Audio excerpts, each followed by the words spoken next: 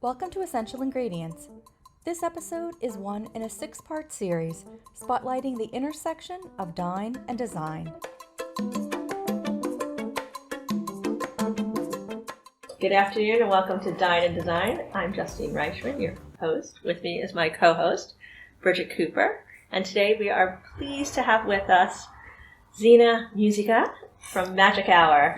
Here for a happy hour. Happy hour, yes. Welcome, Zhena. Welcome, Zhena. Thank you. Thanks so much for hosting us here. We're super excited to learn about your tea. Yeah. And it's so beautiful. Thank you. Do you have any specific questions, or do you want me just to start rattling things off? Well, first, we'd just love to learn about you a little bit. I know you've been in this business a really long time. Yeah. No, I don't want to say really long. No, I'm 100. It's okay. We can talk about age. No. I didn't mean it like that, but I just mean you've been in this business a long time, so I'd love to learn, how did you get into this business?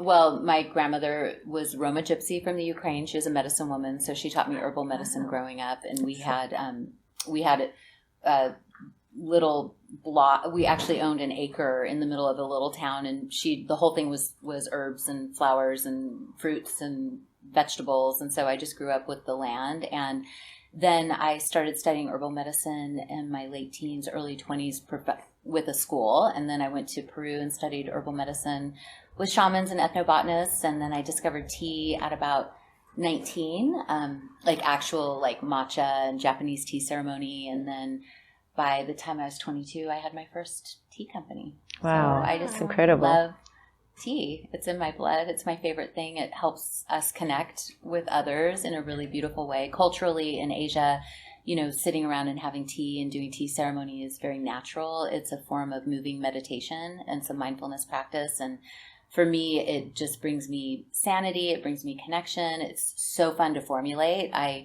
getting ready to go to Asia for the spring harvest. I get to go hang out in Taiwan and drink oolongs and decide what I'm bringing over. I get to go to Japan and drink matcha and decide it's like nature. It's all the best of nature and what nature can be cultivated into with great human care. So it's really my favorite thing in the world.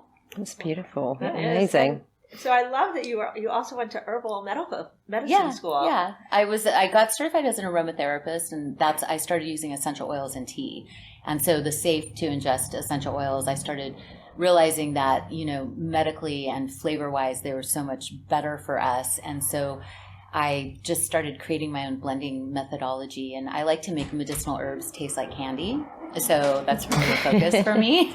And so I joke that I'm like the mom that kind of is able to put broccoli in pancakes and the kids don't know, You need to come over to my house and show me. Exactly. But it's the same with tea. If you get an astragalus, or you get certain herbs that are the best things for your body, and I can actually mask the medicinal flavor and make them taste like pumpkin pancakes and maple syrup. That's the dream. You're like the Willy Wonka of tea. Yeah, it's so fun. Yeah. So I know you know a little bit about essential ingredients and Next Gen Chef and everything that we do, and our goal really is to make all these things more accessible to people. And this just sounds like it's a great way to make healthy things more accessible to people. Yes, exactly. Yeah, we are. So when I started my first company, Zhena's Gypsy Tea, I was. We were the first 100% certified organic tea company in the world, in the U.S. at least. And USDA certification didn't even exist, the organic certification. And then we became very passionate. I discovered the women in the tea fields didn't have health care, maternity leave. Some didn't even have toilets when they were working. So I became one of the founders of the fair trade movement and got fair trade into Walmart and Kroger and Safeway and all of that. And Wow. What I discovered was once people knew that something was good for them, and then they knew that the people in the tea fields weren't being cared for, they didn't want that. Everybody wanted to make sure everything was helpful and regenerative and good for the workers. And so I've always had just such a beautiful mission because tea drinkers care, and coffee drinkers too, with organic and fair trade. So it's been lovely to help bring health to our consumers, but also to bring health to our workers 9,000 miles away. That's great. Was That's that amazing. always part of your mission from the day you started your business? Well, yeah, my first business I was a single mom, and my son needed a life-saving operation, and I didn't have the proper health insurance. I was broke. I was peddling tea off of a little cart, basically. So when I discovered that the workers were making $1 a day and had a very high infant mortality rate, it was like all of a sudden I'd been called. And I realized what I went through in the state of California, there were safety nets and there were welfare programs for young moms like me, and in the tea fields there was none. And so the women were losing babies and didn't have health care. And I thought, oh my God, everyone's drinking tea 9,000 miles away, and they don't realize that if they're not choosing like really responsibly grown teas, that they're actually causing harm. And so I went to, I wrote a book called Life by the Cup that talks all about this, but I basically went to Sri Lanka and India, and I started touring the tea fields, the non-organic, non-fair trade and the organic fair trade. And I made videos, and I made, photo sort of presentations for all the executives at major retailers. And it was amazing. Once they saw what was possible, they didn't want to, ever like support hurting, a worker by not buying from a reputable garden that was actually caring for their workers. So I was married in our tea fields. Our tea workers threw our wedding in a Lakshmi temple in the middle of, a beautiful tea estate. It's the first biodynamic tea estate in the world as well. We do biodynamics. So for our listeners that don't know what biodynamics is, can you just explain biodynamics is basically organic plus. So biodynamic ensures that not only is the soil fed with micronutrients from other herbs, quartz crystal for silica, and and instead of fertilizers, they'll use like chamomile blossoms and everything to balance the micronutrients in the soil. And then it's also regenerative. It reabsorbs like CO2, and it's a cosmic. So it actually also is tied with the planetary motion. So biodynamic agriculture is based on the movement of like the moon and Venus, and they'll harvest and trim and do everything with biodynamic, with actually the cycles of the universe. And amazing. Yeah, it's pretty it's magical. No, it's just pure magic. Yeah. I have a question. I mean, you're obviously, the master of tea, but your design aesthetic is just amazing. Thank you. I love design. I can tell. I mean, this beautiful place. And, when you were coming up with your packaging for your tea, I mean, the bottle that, our listeners can see the photos for, I'm sure. How did you know in your mind what you wanted? Or the original Zhena's Gypsy tea bottles were glass apothecary jars. And once we got into mass market, because we were in 20,000 grocery stores, we went into tins, and they were really beautiful. And I won tons of awards. They were kind of goofy. They were cute. But then with Magic Hour, this is like my grown-up version of myself. And I wanted to use glass that would actually reinfuse the plants inside with energy, and the Miron glass from the Netherlands. It's a scientific glass that is basically, it's biophotonic. So the what tea. Sorry, so the tea is cosmic. I will explain. So the tea is biodynamic, right? So all that energy and all that alignment goes in with like the soil being super nutritious, and then it grows the best tea and the best plants, and then the actual glass, this particular glass is when the sun hits it, it only lets in violet, and violet actually reinfuses the plant. It kind of re-energizes it. The guy who created it, who patented it, found the glass that was in the mummy tombs that had preserved the essential oils for thousands of years, and then he reverse engineered it, and then discovered that there's a certain ray of violet color, like the violet flame. It's a meditation also, like ancient meditation. So the color violet actually it infuses it, so it actually re-energizes it. Incredible. Yeah. And did you find, that just going back to your apothecary roots and things like that, when you walk past your studio, you get this amazing smell, essential oils, and I just feel like everyone's shoulders just drop. Yeah. Do you is that very intentional? Oh yeah. No, as an aromatherapist who practices like herbal medicine and tea ceremony, when you start to formulate, when I start to formulate, I'll formulate with a base note, a heart note, and then a top note, the way a perfumer would. And that's aromatherapy in action as well. So there's certain herbs and spices that'll infuse you with, that are anti-inflammatory if you drink them, but also if you smell them, there's an energy to it as well. So, So question for you. you're designing these to be medicinal. Yeah. Right? So that's amazing. A lot of there's these new spaces for food, right? Mm-hmm. New categories is where I was going with. Yeah. So what category does this go in? Functional foods? Does it go in medicinal foods? What category do you go in? Me? I don't go into. I'm not trying to put it in a category, but I'm just. It doesn't go in a category. No. Okay. And that's why when I sold my last tea company, we were stuck in the grocery aisle. And we could never get back out. It was horrible. Like I was selling to distributors that were selling to grocery stores, and they would charge us back all this money, and it was the worst business I ever had. I hated it. And so and then once we'd get in with the category manager, you could never do anything else, right? It was like, I'd be like, well, now I want to create a body care made out of tea. And it was like, oh, you got to go to the Hobbit category manager. And it's like, I hate being in a container. You know what? I just can't. I can't do it. So I would say it's magic. I mean, it's the category of magic. It's wellness.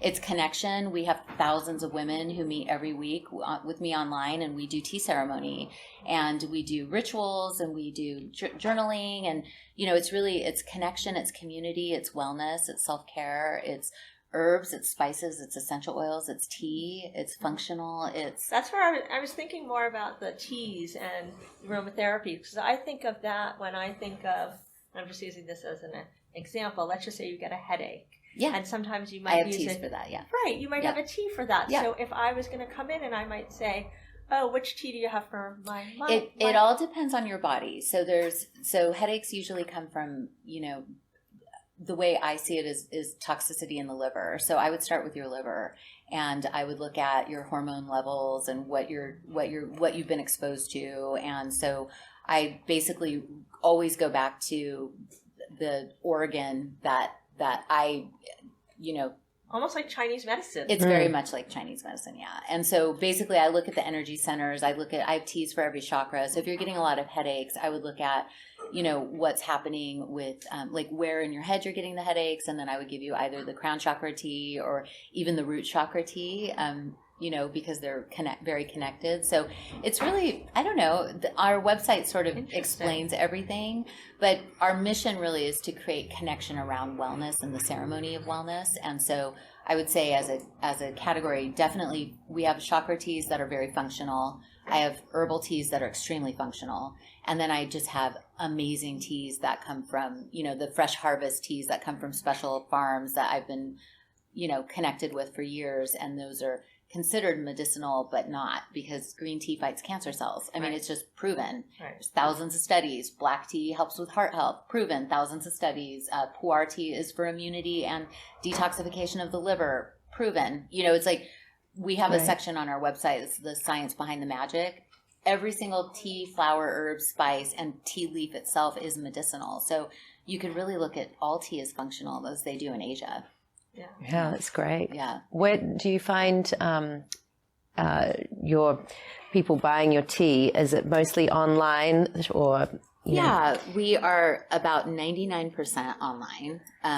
And we have a tea salon here in Ojai, and then we'll be opening more tea salons. But Great, that's exciting. We went we're a 2-year-old company, and we're almost as big as Zhena's Gypsy Tea was after 10 years. Wow. So, yeah. That's so great. It's exciting, yeah. So you've built other businesses. You've been in this business for just Zhena's Gypsy Tea. And then I became a publisher at Simon & Schuster. I published Kiss the Ground. I published a lot of ecological books.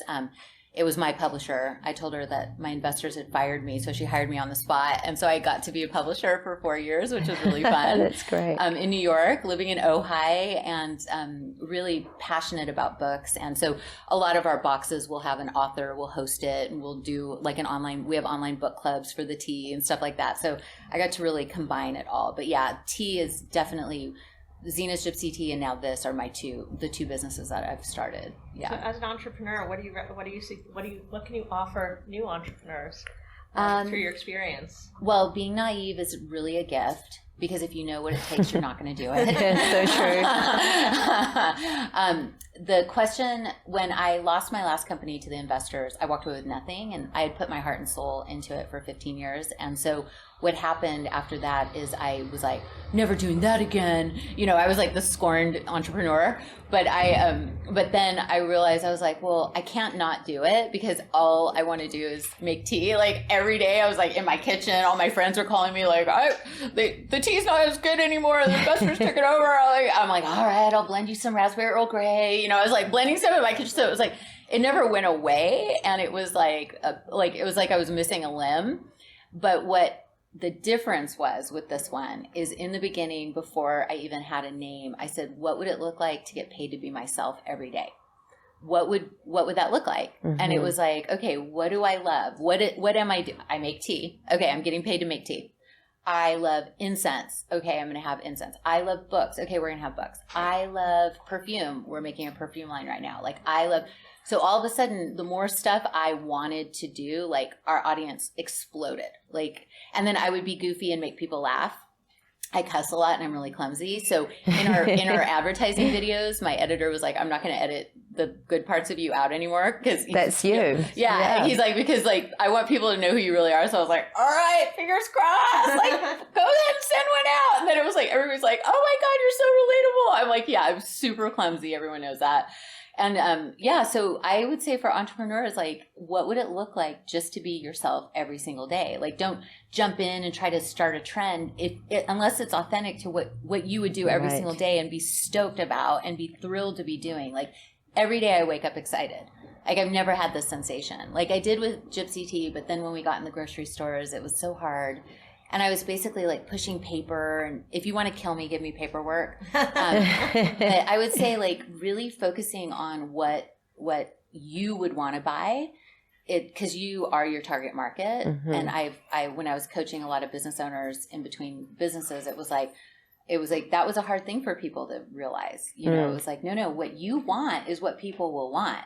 Like, if you really, really, really want something, trust me, like thousands of other people will too, and then make that, you know. And I think that's the best advice I can give. Be yourself. Yeah. I think that's great advice. I think it's be yourself. Well, I want your earrings. Are they going to be something? Oh, these aren't mine. Yeah, no. I have a new jewelry line coming out. Yeah, that sounds so great. What would I do? Oh, yeah. Earrings. Hello, my family's Roma Gypsy. I'm like, yeah, earrings all day long. So for me, the jewelry is being made right now in Jaipur. And I've been drawing these totally random, terrible drawings. Some terrible artists. But I have all these great illustrators that fix everything for me.